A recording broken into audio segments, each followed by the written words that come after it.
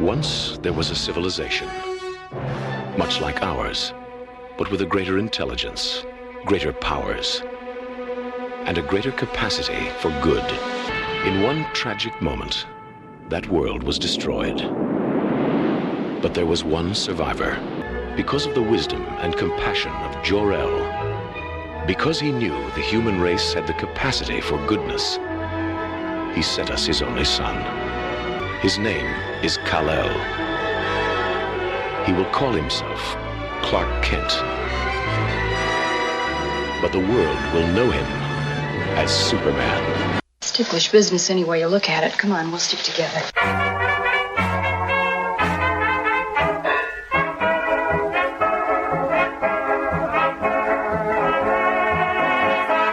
It's a bird, it's a plane. No, it's your humble host of Ticklish Business, Emily Edwards. This is a new episode of Ticklish Business, the podcast all about old Hollywood. Today's episode, if you didn't know by now, is 1978's Richard Donner classic, Superman. With me today is the Perry White to my Jimmy Olsen, Kristen Lopez. How are you? I love that I'm the Perry White. I'm the Jackie Cooper of this story. I love it. And joining us today, as a chuckle you've already heard, is comic book legend Jon Bogdanove. How are you? I'm legendary. I'm so excited to talk to you. But before we talk to Jon about Superman, we'd like to remind everyone that if you haven't subscribed to the Ticklish Business Patreon, you absolutely should. We do additional podcasts like double features, looking at remake, like last month's Don Johnson focused episodes based on a true podcast looking at biopics and true crime, as well as But Have You Read, the series spotlighting classic literary adaptations. We also give out regular care packages of gifts, host exclusive interviews with you, and let you guest on an episode. But you can subscribe just $1 a month at patreon.com/ticklishbiz. The link is in the show notes should you want to click on over and subscribe. And don't forget that Kristen and I are both authors. You can currently buy Kristen's book, Have You Read the Book, from TCM and Running Press, and my own Girl Friday mystery series, beginning with Viviana Valentine Gets Her Man, wherever you get books. Plus, our Redbubble store has fabulous art designed by our favorite Samantha Richardson and Terrence Hiltz that you can get on a variety of items. You can find all that merch over at ticklishbiz.redbubble.com. The link for that is in the show notes as well. And if you're ever looking for an old episode of our archive of our shows going back to episode 1, it is always free at ticklishbusiness.podbean.com. Okay, now that stuff is out of the way, Jon, thank you so much for joining us. I should let people know that I have known you for about 20 years. And when we were talking about doing this movie, I said, you know what, golly, I know just the guy.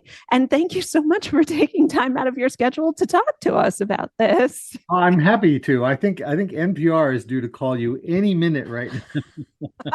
If only that would be the dream. You nailed that intro. That was amazing. I'm just going to have Emily do all the intros because that was way better than she brought up show notes.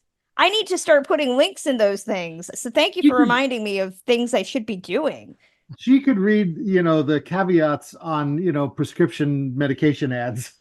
I love this. Yes. I just didn't want to waste a single minute of talking to you because in case people don't know, Jon, can you tell everyone why I was so adamant we talk to you about this movie? I drew a Superman comic book for about 8 years, including a little thing in the 90s called The Death of Superman. I worked on with Dan Jurgens and Tom Grummett and Louise Simonson and Roger Stern and Jerry Ordway and a bunch of other legendary comics figures. I have to admit that you and your son, Cal, who I'm also very good friends with. Kal-El, which is... Yes, exactly. Kal-El.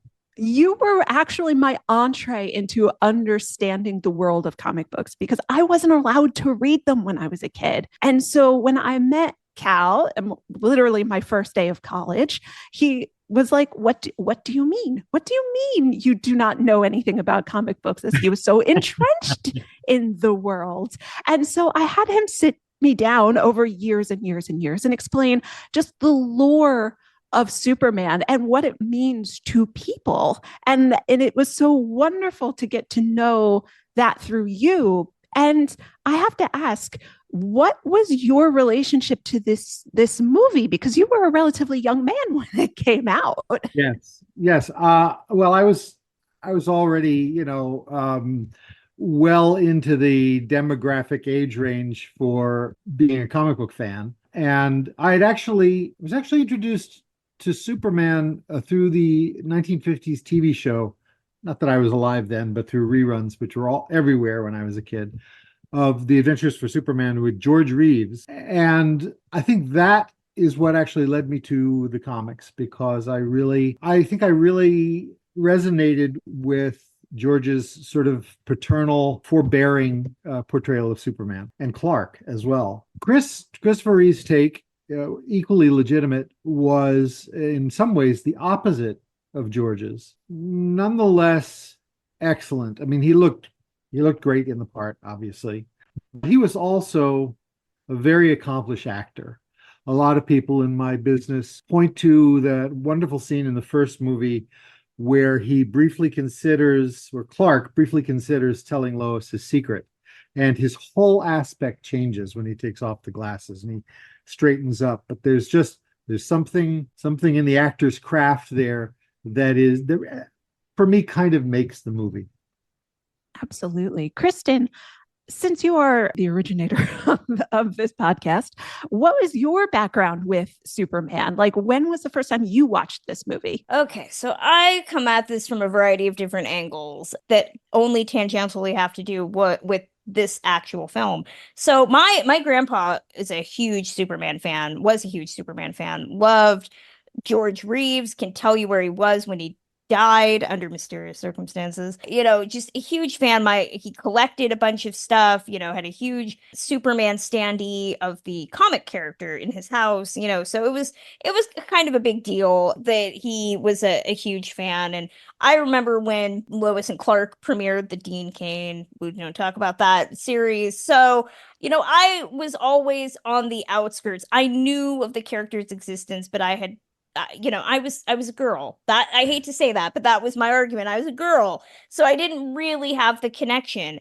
But I knew who Christopher Reeve was, because even now he is still the most famous disabled person that anybody knows, which is ironic because he's been gone for a good 20 years and most people still know of him through his disability work. So that's how I kind of came into it, as I was like, oh, the guy who was Superman was paralyzed. Like, that was how, as a disabled person myself, that's how I came into it. But I didn't actually watch the film until I took a class in college on heroism in the media and how, the hero's journey and all of that. So I finally had to watch it. And I remember liking it, but also just not really. It was for class. I was just like, yeah, whatever. This time, though, rewatching it was a unique experience because I have seen the Christopher Reeve documentary that's going to come out in a couple of weeks. So I had that rather fresh in my mind.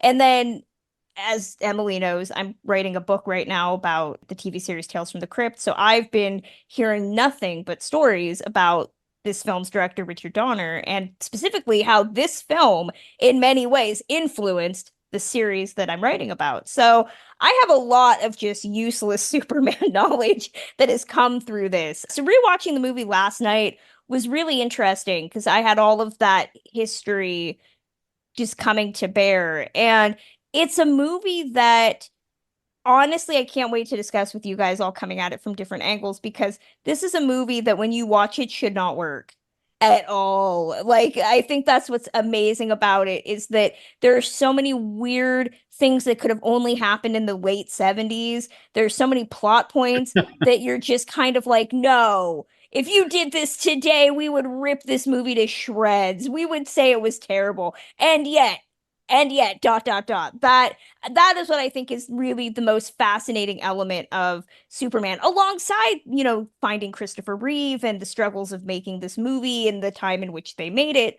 But just the fact that it is a pure comic book movie with comic book logic and comic book presentation in such an operatic and serious way. It's an amazing construct of cinema that I don't think it's talked about for the fact that it should not work at all. I'd agree with you on pretty much all those points. Let me ask you this, Kristen and Emily. Have you guys seen all the Chris Reeve Superman movies? No. Nope.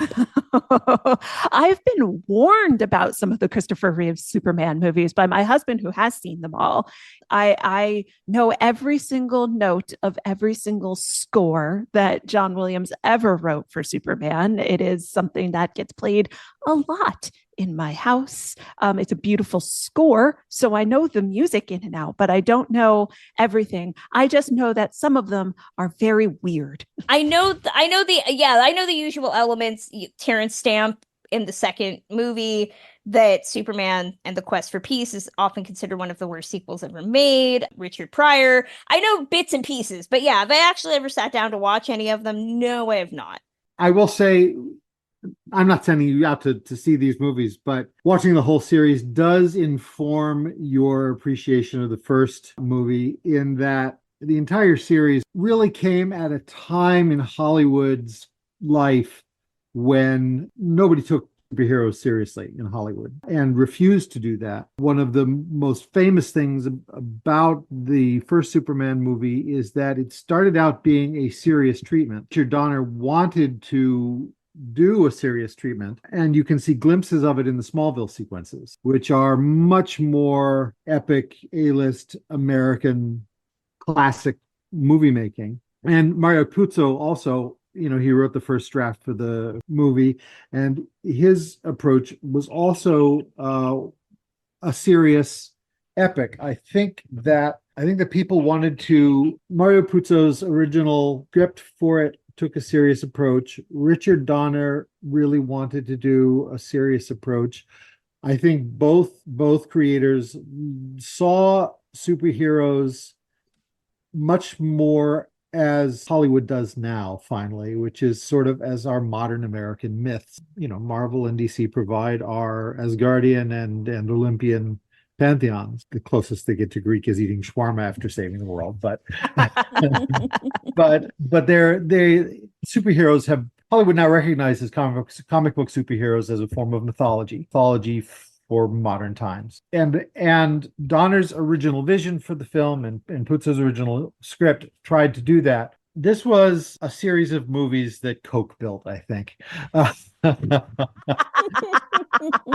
They came in an era when Hollywood was doing some very weird stuff, and some of it, the 70s were a very fecund period for Hollywood. We had so many great classic movies, from Bonnie and Clyde to The Godfather, Jaws, Close Encounters.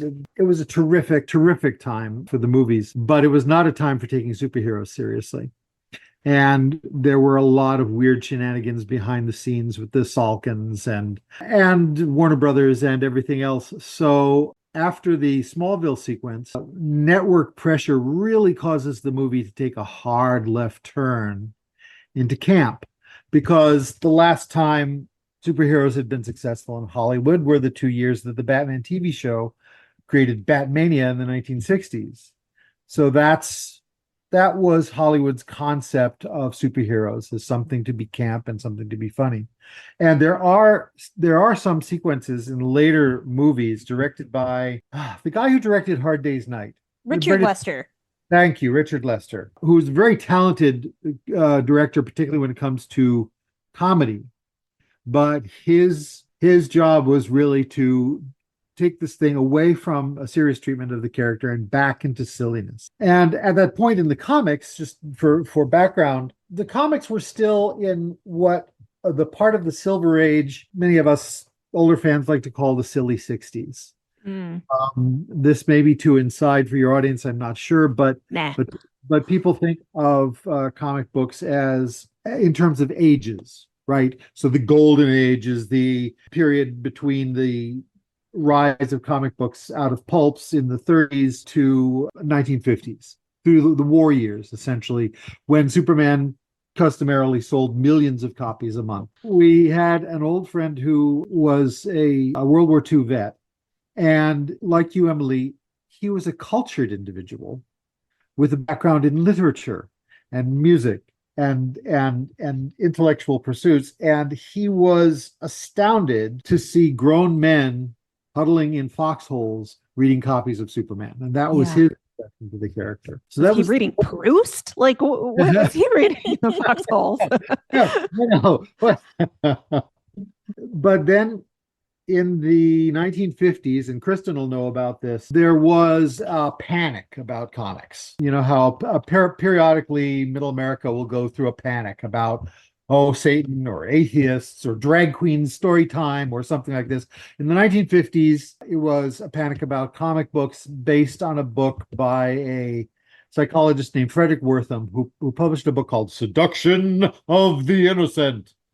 And it was all about how comic books were going to turn your children into communist gay people. Oh no. And it was very popular, and it was so popular that concurrent with the Red Scare and Joe McCarthy and all that, there was also the Kefauver Commission in Congress, which was essentially a witch hunt against the comic book companies, and the person who took the brunt of it was William Gaines, who ran EC Comics, for his father MC Gaines, who ran DC Comics. But EC Comics, of course, as we know, is the where we get Tales from the Crypt and The Witching Hour and all those great original horror comics of the 50s.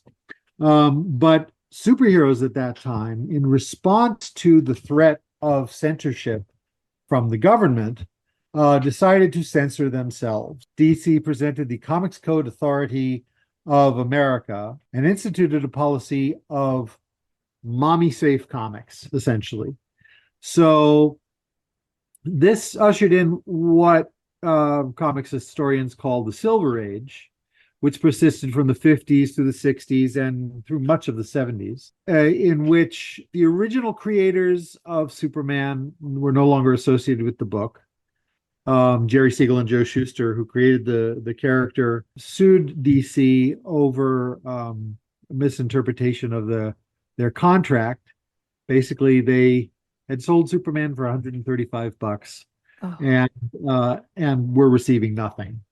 And so they got blackballed at the companies to not even write or draw the book anymore. And the folks that took over were really sort of first generation sci-fi nerds who were sort of slumming. They felt they were sort of slumming doing comics.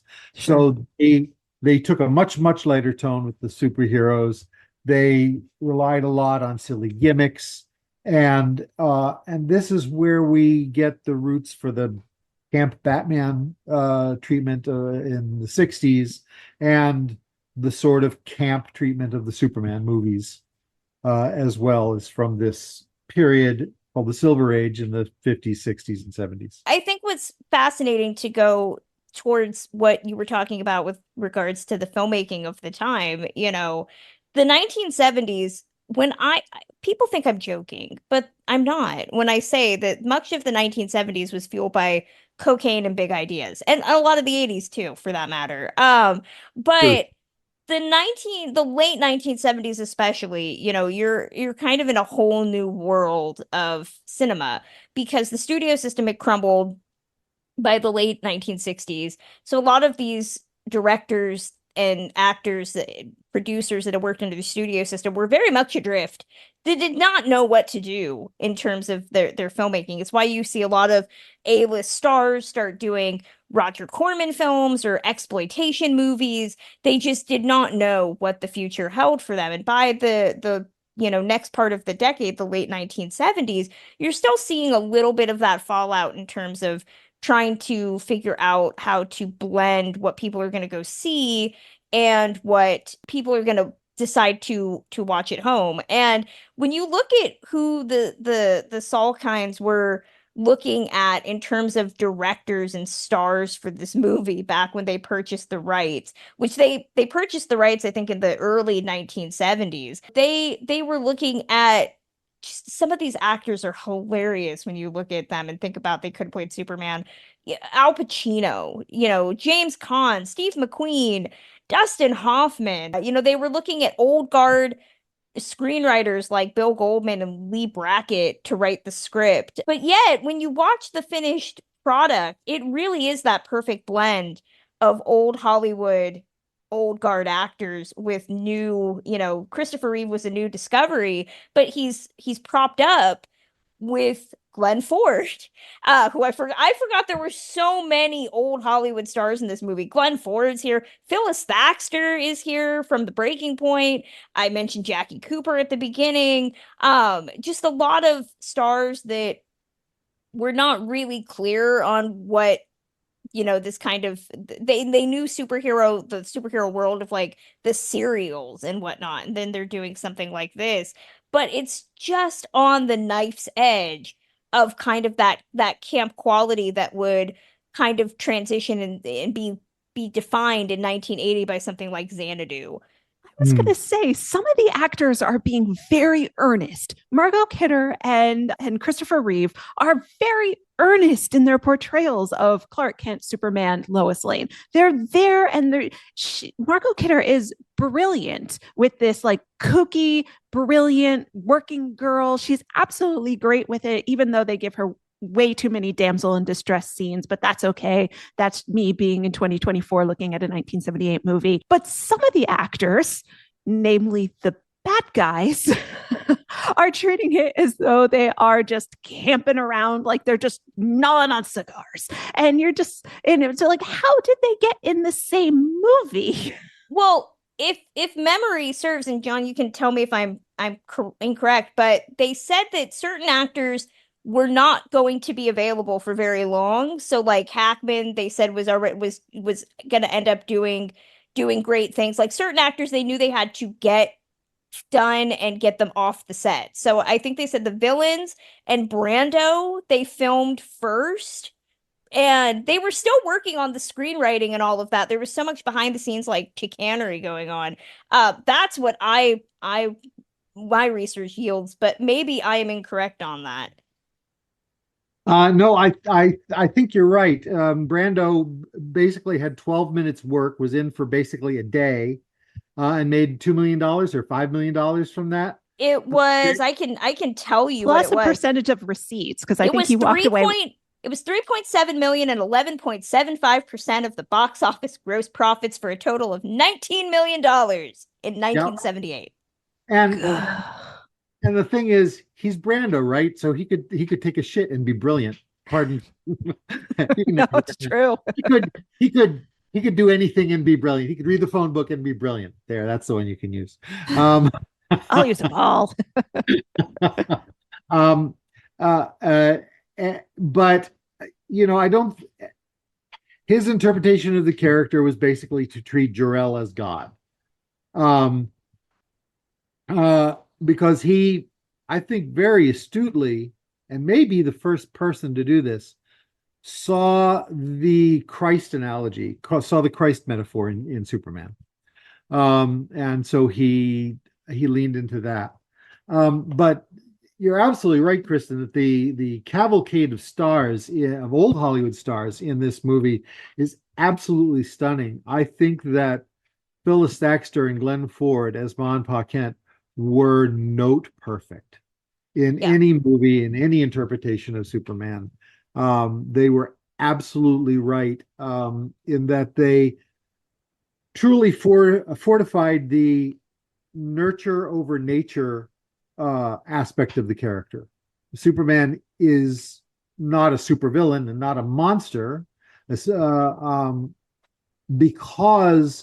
of the parenting he received here on Earth. And I think they're both brilliant in that, and every bit as earnest Kidder and Reeve. Jackie Cooper sees it as a cartoon and is playing it like one. I think Hackman doesn't take comic books seriously either, and he's thinking in terms of camping it up. Lester was mostly in charge at that point, so I think I think that was following direction. Don't get me wrong. I think Gene Hackman and Ned Beatty are awesome. They're awesome. I realize he's not a serious character. I realize campy and goofy, but just the chemistry between Luther and Otis is, and also Valerie Perrine as Miss Teschmacher. Never gets a first name. Oh, she does in the comics, by the way. She's become she's become a very formidable associate of Luther's in the comic book. She's no mere Maul anymore. Oh, good. I think, Valerie Perrine is the one that I always love to watch in this, because it should be such a nothing burger of a role for her to just show up, and she's got the more revealing costumes. She had, I think, correct me if I'm wrong, but she got an Oscar nomination a couple years before that for doing Bob Fosse's Lenny, which if you guys have not seen her in Lenny, you should go watch that right now. Sorry, Dustin Hoffman, but she takes the film away from him. She's so good. And I think people also forget, just to give more Valerie Perrine love, that the third act would not work without her, because Superman is just drowning in a pool of kryptonite, and it's her decision to save him or not that leads to the third act. So just the Valerie Perrine hive is strong over here. She's like, you're too beautiful to drown, Christopher Reeve. I must save you. And it's perfectly valid. Yeah. And also that was the introduction of the idea of Superman as a sex symbol. Ah. Up until that point, Superman was primarily a juvenile male power fantasy. Like all superheroes, he was the prototypical superhero, the original superhero. So he was literally born out of Jerry Siegel's frustration at the world. He and Joe, saw what was happening in Germany. His own father died of a heart attack after his shop was robbed. So Superman was really a response to the powerlessness of just being a Jewish kid in the Depression and not being able to right these terrible wrongs that were happening all around you. So it really is. It's a pure juvenile male power fantasy. But my wife Judy used to invoke Superman when she was terrified at night. She grew up at a time during the duck and cover years, and when she had the night terrors at night, she would invoke Superman, George Reeves, just protect her spiritually. And she read all the comics. So when I met her and fell in love with her, I didn't even know that she had such an affinity for Superman. But the world in general didn't think that Superman had much appeal for women and girls until Valerie Perrine made it really obvious. So in many ways, made it really obvious. in many ways, she saved the world, and in some ways she saved the character, and she legitimized a whole new audience for the character. People say a lot about the love affair between Otis and Luthor, but Valerie Perrine is every bit the heavy hitter that Hackman and B were. Yeah, and I think to that end, it's always interesting to look, because we've had several Supermans. After this, we're going to get another one, whether we like it or not, in 2025. And the conceptions of masculinity, the conceptions of masculine attractiveness, the conceptions of feminism, you can chart them through every iteration of Superman, depending on which version. So I tell people all the time. That's a great thesis. It's like Bond. It's like James Bond. Bond, I think, is in the same way. And most people are surprised that the first Superman movie I ever saw was the 2006. That was the one that was for my generation, or at least felt like that, which ironically now is just hilarious considering how many Tales from the Crypt alumni worked on that movie, and the fact that it's now tainted forever because it's directed by Bryan Singer. So, there's that. But I remember them making a really big deal in 2006 about how much Brandon Routh looked like Christopher Reeve, but also for me, like for the teenage girls that I knew, like we all felt that the 70s version, there was a distinction there. Like this felt more modern.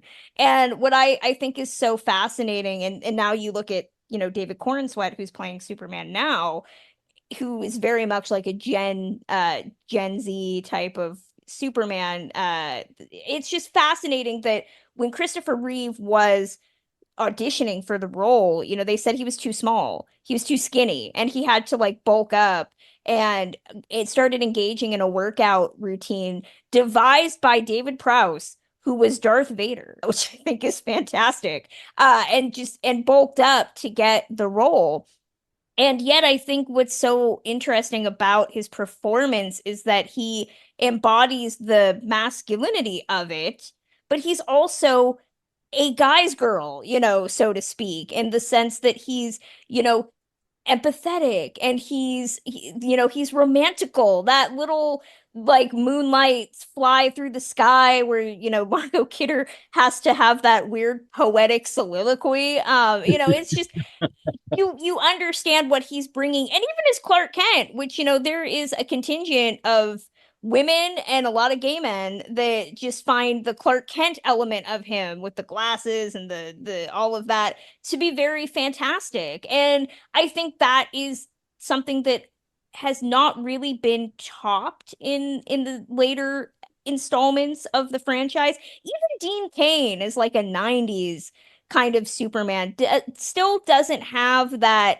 ability to be what men want as well as what women want in the same, like it only works, I think, here in this one. I agree with you, although I think that Henry Cavill is actually splendid as Superman. As terrible That's as true too. I forgot about him. Which terrible is as weird. those movies are, I think he kind of hits the right notes on both those counts as well.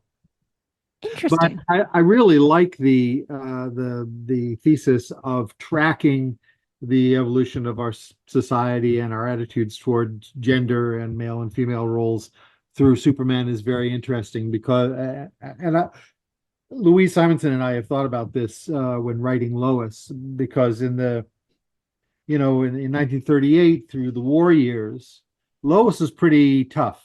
She was kind of a tough broad playing in a man's world, and balking against doing the softball interviews and running out there and actually getting into trouble because she wanted to scoop real news. So she was a tough girl, an aviatrix, very very much sort of Rosalind Russell in His Girl Friday. And then in the 50s, of course, she was put back into her pillbox hat, and it all became about fooling Lois so she doesn't figure out who Clark Kent is really, and she just seems to become a sort of a dimwit. And then Margot Kidder sort of stands on the cusp because she does spend most of the movie as a damsel in distress, which to modern audiences and even me back then was a little bit, oh, come on.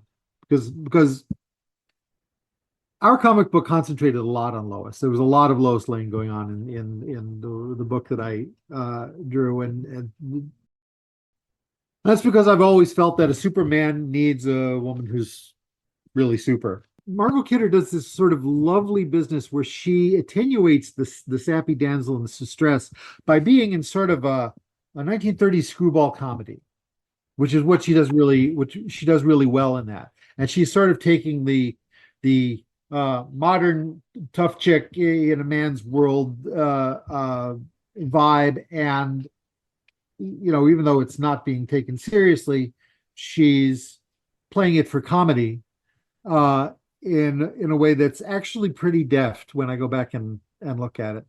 Poor Margot Kidder. Have you joined Ticklish Business Patreon? Well, you should. Just like Allie Moore, Amy Hart, Danny, David Floyd, Donna Hill, Gates, Jacob Howler, McF, Rachel Clark, and Shawn Goodreau. Listen to episodes 48 hours early, watch exclusive video interviews, receive merch, and even guest on an episode. You also get access to bonus series like Based on a True Podcast, doubled features, and our latest series, But Have You Read the Series? It's all at patreon.com/ticklishbiz. Back to the show. Yeah, she reminds me so much in this movie of Katharine Hepburn in Holiday. And, there's that movie, there's a bit where, Cary Grant's and he's confronting her and she's standing in her childhood nursery because she still lives with her parents. And he says, like, what makes you think you can do that? And Katharine Hepburn just stands straight up and looks him in the eye and says, I can do anything. And that's kind of what she reminds me of. But it's still a screwball. She's still doing silly things. She's still, Cary Grant is still the pillar of the ballroom dancing scene. And she's doing all the fancy tricks. She's doing all the daffiness, but she still does firmly believe I can do anything. And it's a really delicate balance, as you were saying, Very- to do. very balance, and it's Preston Sturgesy, right? Yeah. But she does sort of straddle sort of the Silver Age wimpy Lois that used to grate on my nerves with the more modern Lois, who's treated like an actual person. Yeah. Yeah, my big bugaboo watching this movie this time around, because as a journalist, I can't compartmentalize, but I literally had to roll my eyes every time. I think Lois might be a functioning illiterate in this movie. She does not know how to spell. And yes, I get that the humor of it is that she doesn't know how to spell these like horrific words, but I had to sit there when they were like something, there's only one P in rapist. And I was like, Lois Lane is a woman in America. I'm pretty sure she would know how to spell rapist. Probably. That was my big thing, is I was like, how were you a journalist for, like, I get now that the joke is like, oh, journalists don't know how to spell. But back in the day, damn it, we knew how to spell. That was the other thing too, is that out of all the jobs that Clark Kent / Superman could have decided to insert himself into, could have been a doctor, could have been a lawyer, could have been anything, decided to be a journalist. So, but that's because he's for truth, justice, and the American way, that's Kristen. true, but once the mergers start happening in the 80s and 90s, Superman's gonna need a job that's actually sustainable, and I'm not hearing my dad in my head as I say that. I didn't have a problem with too much of there's a lot of screaming from Lois in this one, and it's a little frustrating.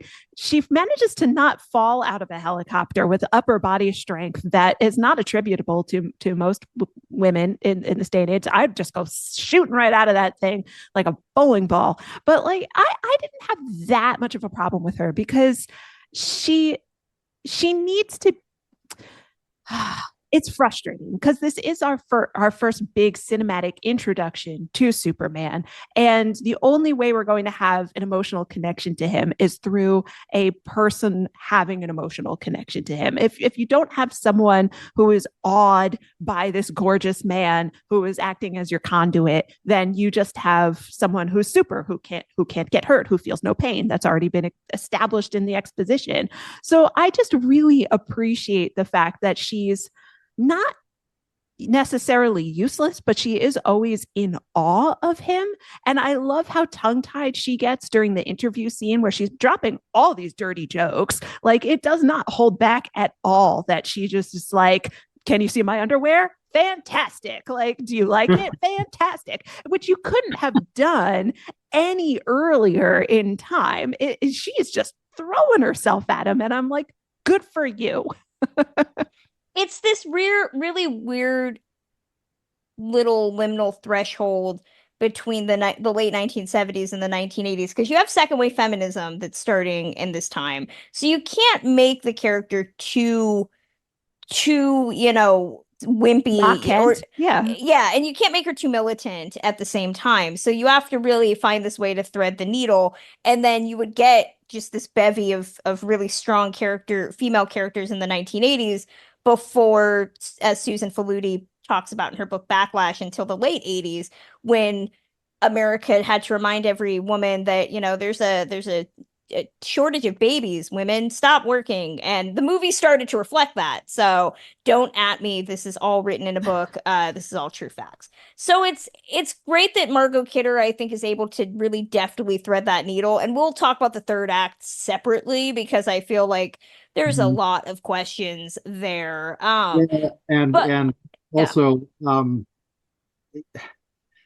This series of movies lost me by the way that Lois was treated in the latter movies, in the sequels, because as much of a damsel in distress as she is in this movie, in later movies, she's essentially mind raped at Superman's convenience, in that he wipes her memory whenever her knowledge is inconvenient for him. Lovely. Yes, no, it's actually, I saw Superman 2 in the theaters in New York as a young man. And I wrecked the movie for everybody because in the middle of it, I stood up like an absolute asshole and shouted, "Superman would never do that!" Yes.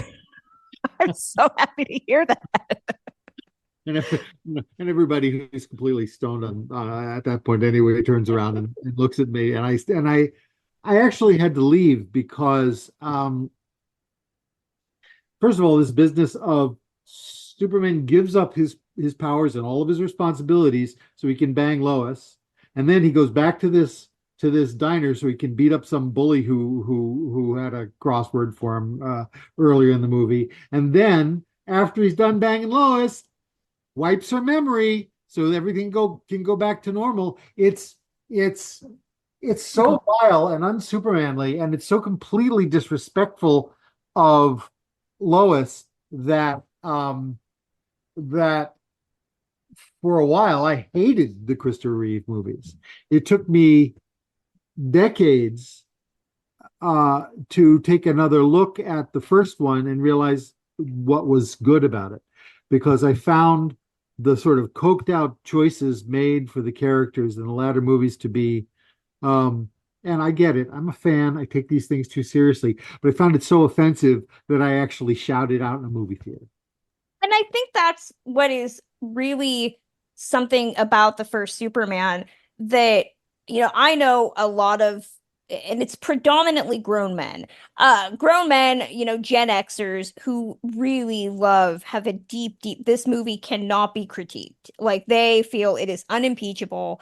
It is a perfect movie. And then you start to remove yourself with each subsequent generation. So, for me, seeing it as a 90s kid, I don't have the same wellspring of love for it. And so I remember telling people, last night watching the movie and, just asking my mom, like, there are parts of this movie that feel really epic and grandiose, like that opening prologue, like that plays, and the first reveal of Krypton, which I'm assuming it's a miniature. It's very epic. You got the score going. It is playing like I would assume the first time people saw Star Wars, which, that reveal of this other world. There are so many grand operatic moments that you're just like, wow, we're taking this super seriously. And then you get something really silly, that happens where you're just kind of like, why is this a thing? But, when I bring this up to people that, watch this movie, usually as like a young person, they're like, oh no, it's just you lost your inner child, you don't understand how this goes. And it's fascinating what the Salkins, in trying to kind of get things moving, how nostalgia glasses can often change how people view a movie. If you start reading kind of the history of things, the Salkinds really wanted to do 1 and 2 back to back to save money, which they got sued for when they did that the first time with Three Musketeers. And I think at a certain point they realized that they had so much film for Superman 2, they didn't have enough film for Superman 1. So they had to start like upping the ante to actually get it made. I can only imagine what poor Richard Donner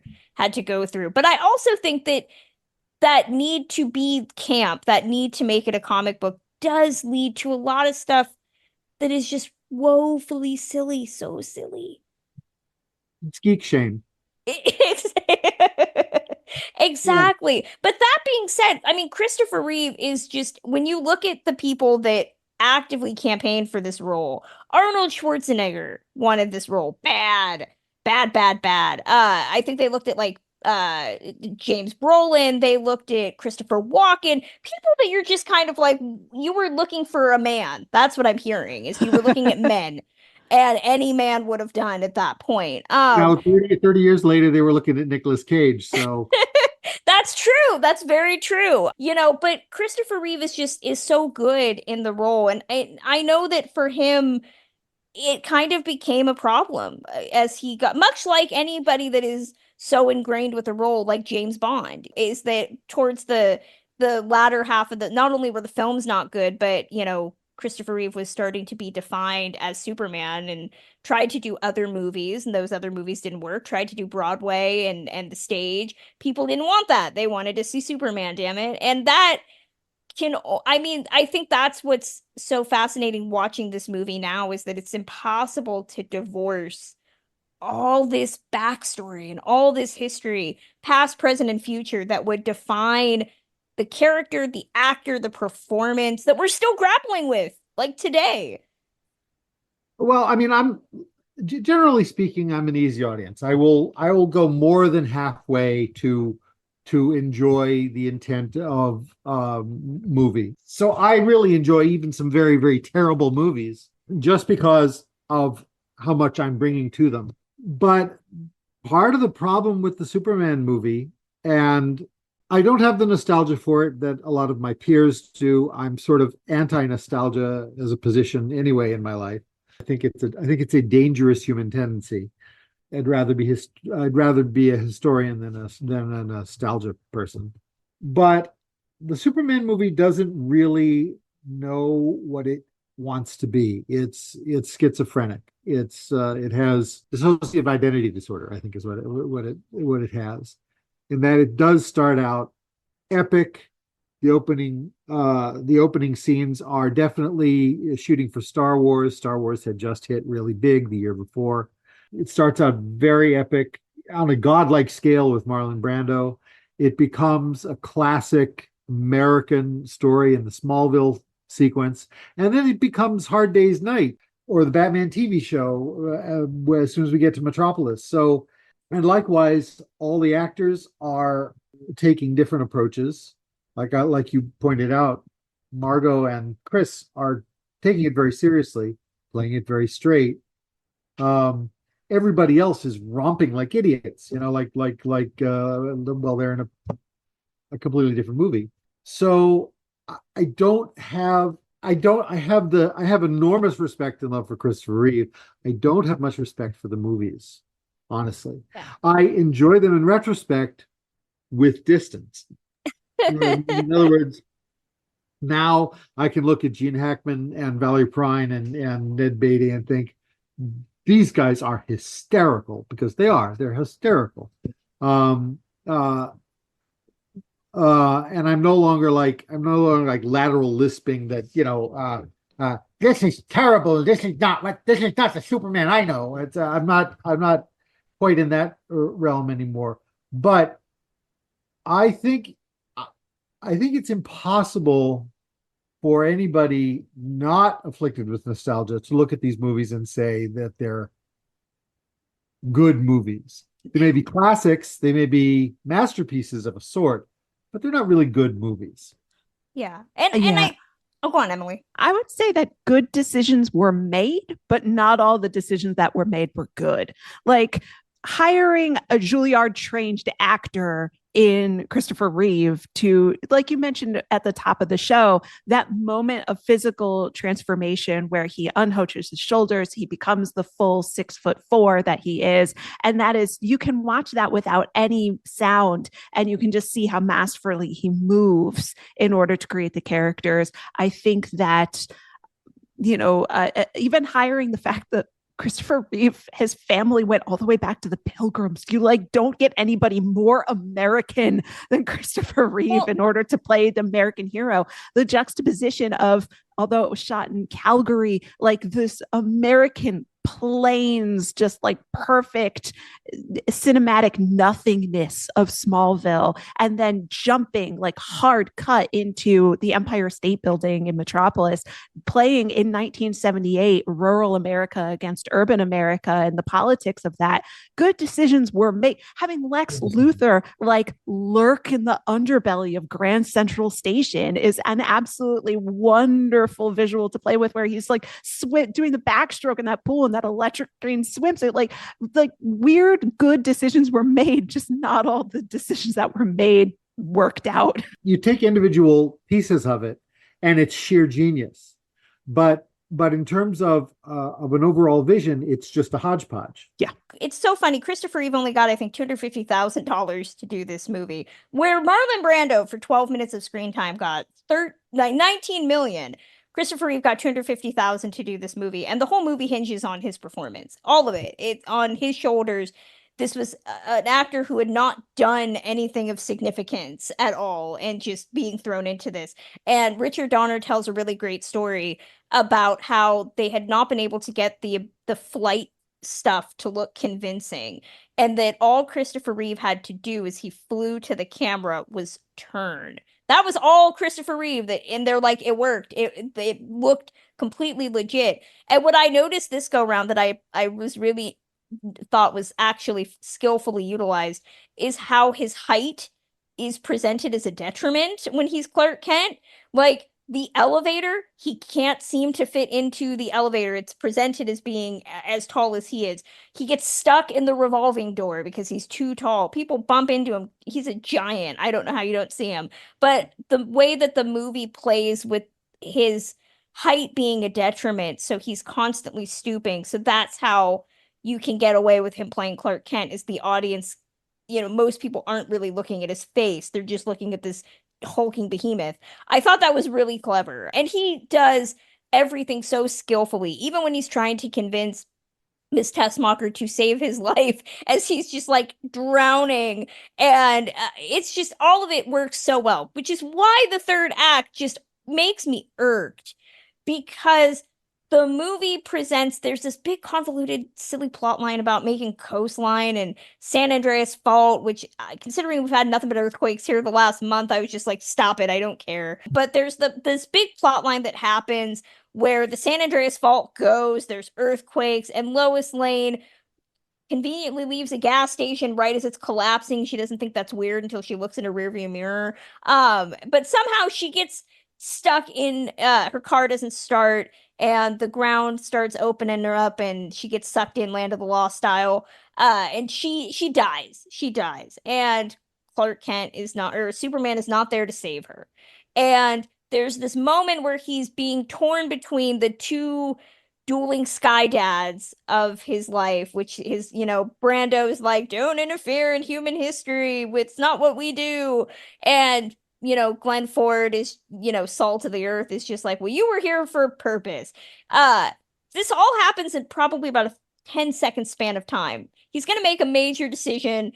All happens 10 seconds talking to mutual sky dads, and he decides to say F it and starts turning the world backwards. He's zooming around it to make, which, I mean, okay, I know it's a movie, but like, scientifically, there would be so much worse things that would have happened. Like, the tides and shit would have been going. I literally like, shouted, there were no ecological consequences. None at all. It literally creates time travel. Creates time travel. I think you have to take that scene as a metaphor for time travel. No, I loved it. I'm not going to lie. He's moving faster than the speed of light in a counterclockwise direction. And so it seems as though the Earth is going backwards, but really time is going backwards. That's okay. Okay, I like that better. But see, here's the thing. I feel like I get my no prize? I feel like I could just see that whole scene. I can see it. I can see a bunch of screenwriters probably snorting a lot of illegal substances, being like, we need a third act. We need a third act. What are we going to do? What are we going to do? Well, you know what? What if he just goes around in a circle around the Earth and then time goes backwards? How do we do that? Who the F cares? We're getting paid a lot of money. Just write it down. That's how I'm assuming the conversation went. How does Superman changing history because he loves her so much jive with the guy who's like wiping her memory every 2 seconds when it's convenient? Makes no sense. Yeah, it's the movie. Inconsistent. But that's where, of course, the movie at that point has already done 18 improbable things that the audience is bought into. But the third act, and the fact that he does all this to save her life, and the movie effectively ends on her being like, maybe she's going to figure out that the two of them are one. And that doesn't happen. They're like, there's no real big grandiose payoff to it at the end. There's no superhero moment. so to speak. So it always throws me. But at the same time, I think what makes Superman work is the fact that it could have only been made in the late 1970s. I mean, this is a decade that gave us, towards the end especially, really big swings with Star Wars, with Jaws. The summer blockbuster season didn't exist until Steven Spielberg, made us afraid to go into the water. And yes, we would have even worse big swings as we entered into the 1980s. I'm just going to keep talking about Xanadu is always the example. But all of those things worked for an audience that, the 1970s is such a fraught decade of war and just international politics and gas shortages. And it's an element of time where you look at the movies that were being created and the directors that are established now, but were really taking risks back then. It's kind of amazing that this movie exists at all. Well, it's sort of Superman does stand on the cusp between the big Hollywood special effects movies of the 80s up to the present and the sort of cinema new wave experimental independent filmmakers of the 70s that arose after the death of the studio system. The main thing that I kept gasping at while watching this movie was how much I miss practical effects. And so, and how clearly something like Terminator in 1992 was so starkly different from this movie that came out, 12 years before, or 12 years beforehand, 14 years beforehand.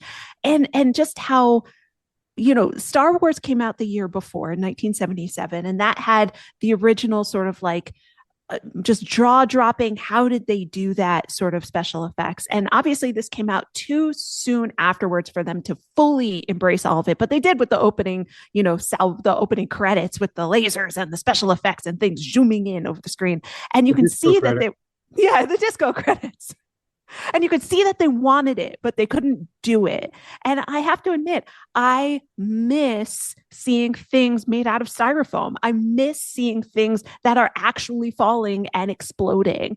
And one of the things that I didn't watch this movie as a kid, and I wasn't alive in 1978, but I was made, to use one of our icky words, but honestly nostalgic for actual physical things in movies. People actually put on harnesses and looking kind of awkward hanging there. I miss it.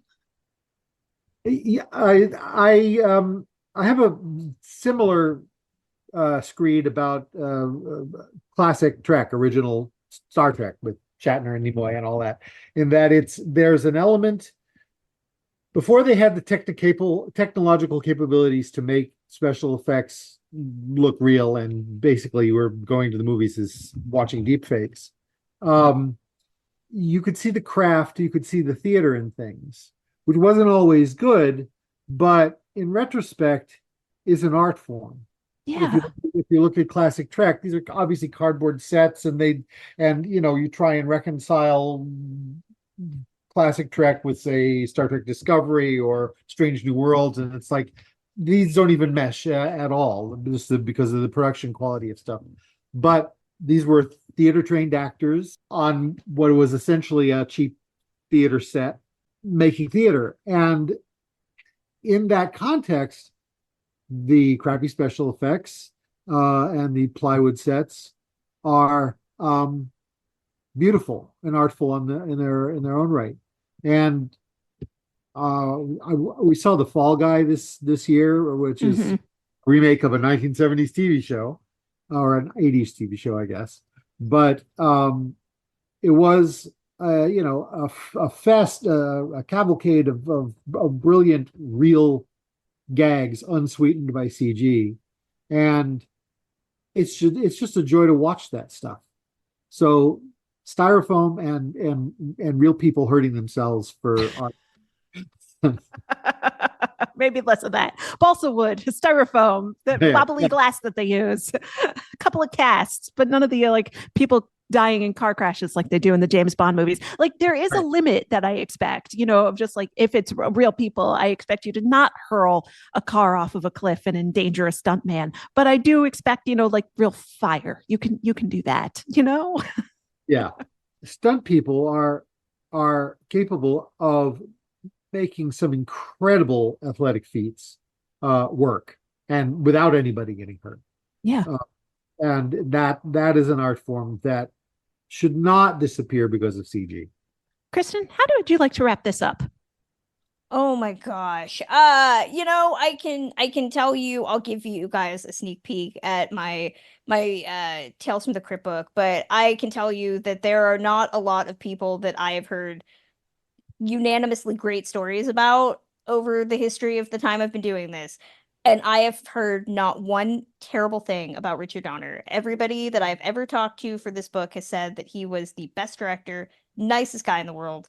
So for me, regardless of how much he ended up doing on the movie, I think that, he did the best he could with what he had, and everybody has great stories about him. Everybody, and that's saying something. Christopher Reeve, I've been told, was a prickly character in real life, but nobody has one bad thing to say about Richard Donner. So I love that. But overall, I mean, Superman is never gonna have the same connection for me as it would for somebody else who grew up with the comics or grew up with this movie. So I will never have the same connection, the deep love for this that somebody else would have. But I'm glad that I rewatched it with all of the knowledge that I've amassed. And again, I think to look at movies from the late 1970s, it's really just hilarious and amazing to look at how that transition period into the 1980s, like filmmakers were going through it in the 70s trying to figure out what the hell to do with this brave new world. But overall, yeah, Superman the movie is it's very silly in parts, it's very grandiose in parts, it's really fun in parts, and it's also really dumb in parts. And Brando is wearing so much makeup, it is bananas. Just reading about Brando during this movie just makes you realize that he was both the best and the worst. Best actor, worst person. So yeah, but overall I'm glad I got to rewatch it. Glad I got to discuss it with both of you guys, because that's the only way to do it. But yeah, that's my overall take on the movie in a nutshell. Jon, would you like to leave us with some parting words about your feelings about the 1978 Superman? Well, I will say that there's a big part of me that is still mostly a profoundly serious Superman fan. I'm one of the people, well, he meant enough to me to shape my whole world around it and to name my son after him. And there's, I think, a lot to be said about Superman and the importance of the character and what he means, and the importance of his cast and what each of them means, principally Lois. But this movie doesn't really do much of that. It introduces some important concepts to the franchise, but in terms of it being the comprehensive treatment of Superman, it's not really. It's just a fun, coked out hodgepodge of 1970s motifs, and it's really fun. It's really worth watching. I think if you like it, you owe it to yourself to see the rest of the series. I'm a particular fan of the Richard Pryor one, but I mean they're much worse than this movie. But I have to agree with what Kristen said about Richard Donner. There's a lot of us in the business who fantasize about what a Richard Donner Superman movie would have been if he hadn't been keel-hauled by the studio, if he hadn't been screwed by the Salkins, if he had been allowed to make the movie he started out to make. What would that have been? And I think that Kristen's experience researching for Tales from the Crypt indicates that it probably would have been a pretty good take on Superman. That's awesome. And Jon, thank you so much for joining us. How can everybody keep in touch with you and your work and upcoming projects? Oh my goodness. You know what? I'm not super active on social media these days, just because of time considerations. I'm on Facebook. I haven't been on X probably since Elon took it over. So I'm not really sure. Probably get messages to me through DC Comics. You could probably get messages to me through Storm King Comics.